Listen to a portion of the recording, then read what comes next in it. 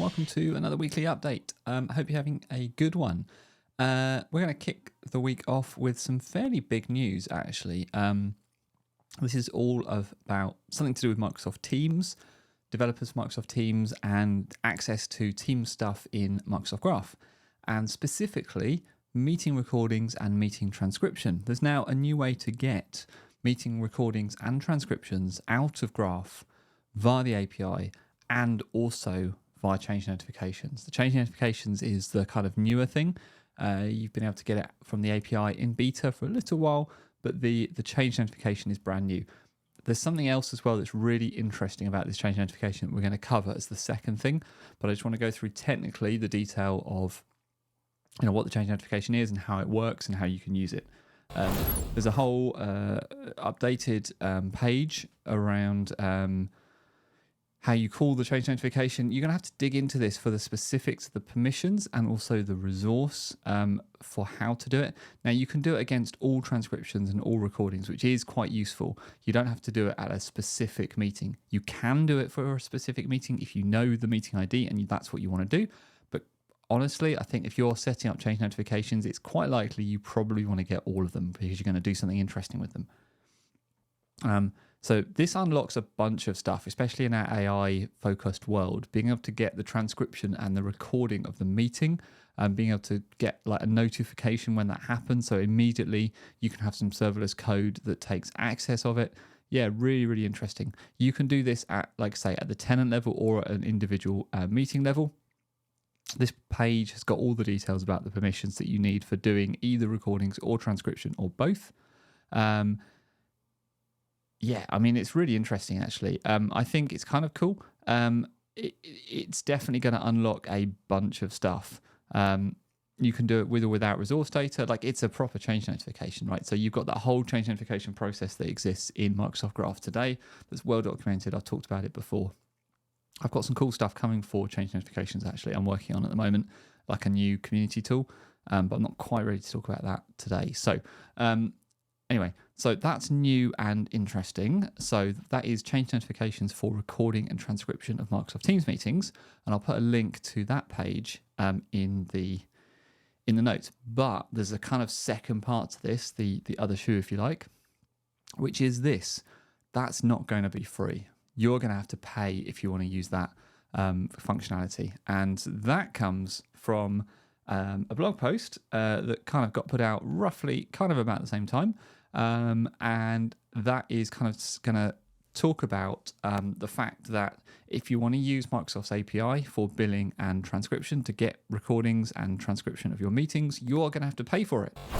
How much exactly you're going to have to pay, it depends per minute. So it's a per minute charge for the recording and the transcription, which is kind of interesting. They're roughly about the same price, actually. Recording is 3 cents a minute. Transcription is 2.4 cents a minute. And there's very little detail in this blog post about how you go about paying Microsoft. Microsoft already have a model for applications that have to be tied to Azure for billing.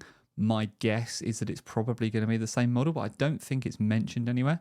So what Microsoft are saying is that as from the 1st of September, they are starting to bill, and they're billing in public preview as well. They quite often don't bill until it gets to GA. They are billing in public preview for the recording and transcription APIs. So big warning, if you're already using these APIs to get the recording or the transcript, you are now being charged for it. If you are planning on using them, you should plan to be charged. I think it's interesting. It's kind of, in some ways, it was a no-brainer in some respects because data has become so important these days in this kind of AI focused world. Like, what's the number one reason people would want to download a recording and a transcript? Well, to put it through a large language model, to put it through some generative AI, to do something with it, summarize it, take the key events out of it, action it in some way. Now, Microsoft want to own that. I think they've been pretty open about that with Copilot. They think they can really compete in this space, and they have a good offering to do so. So they are not going to make it super straightforward and easy for anybody just to take the same data and then feed it. Like, they're going to want their piece of the pie, and charging per minute to get the data out is probably what they think, the best they think they can get away with, basically, because Against that, you've also got customers saying, well, hang on, this is my data. This is the recording of my people talking to each other about my company. Not sure you're allowed to, I'm not sure you get away with charging for that. But this is where Microsoft kind of meets in the middle, I think, with this per minute. Relatively cheap, but it will add up at scale. You can kind of imagine if you're taking every transcript in an enterprise, that's a lot of stuff. So yeah, a lot going on there. That's kind of the big news for this week. There is a couple of other things as well. What's kind of interesting is that there's a new, yet another version of the Microsoft 365 Developer Proxy, version 11. That team are really on it. They do. It's been kind of about a month since the last version upgrade, and now they've got another one. So yeah, lots going on there. Let's cut to that blog post actually, because that's kind of interesting as well. Interesting things. So they've done a lot of performance improvements. So they've had select guidance before, but they've really worked on the perf here and made it like, and that, I think, which is important, because if you want, if you're going to use this, it needs to work quickly. Developers need to have trust in it, and they won't use it if it's super slow. So that's good, and that's interesting to see. So it's good that they've been working on that. There's also a really nice sample gallery now where they've got some sample solutions. So you can download some proxy samples, such as things like simulating errors, in Graph, simulating errors in OpenAI, mocking up graph calls from docs. Super interesting as well. And then they've got a bunch of other improvements as well. But I'd encourage you to go and read the blog post, because it's got lots of the detail in. But it's good to see them working on perf as well, not just banging forward with new features, but also going back and improving some of the stuff they've had going already. And that's kind of in direct response, I think, to direct response to feedback they've had about how that select guidance works in the real world. So that is good to see.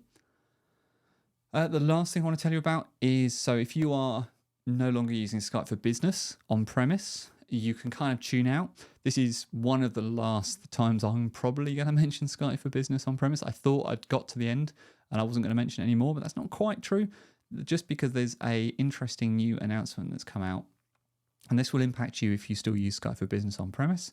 And especially so if you use Microsoft Teams Rooms on Windows. So if you've got MTRs on Windows that are connecting to Skype for Business on premise, that is going to change. So there's a blog post here published by Matt Taylor.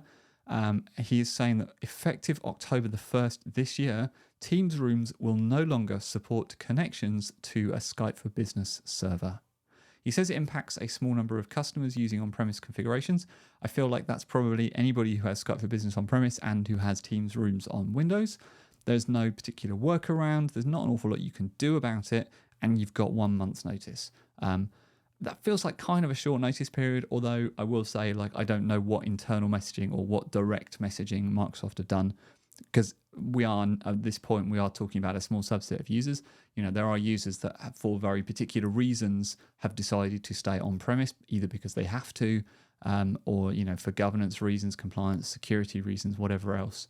And so that is quite a small number. So it is entirely possible Microsoft has directly reached out to them and pre-warned them that this announcement is coming. But just as we see it, this was published on the 1st of September with 1 month's notice before it happens.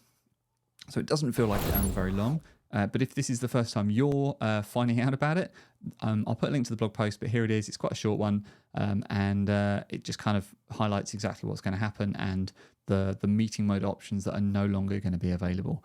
That means that Teams Rooms on Windows will be a fully Teams experience only and won't support Skype for Business. All right, that is everything I want to talk to you about this week. Going to keep it short. There's lots and lots going on. People are back from their summer holidays. We've got conferences to look forward to. People are, teams everywhere are planning the demos that they're going to do for their conferences. So that is interesting and exciting. And there's new stuff coming out all the time. We're still waiting for the Copilot release date.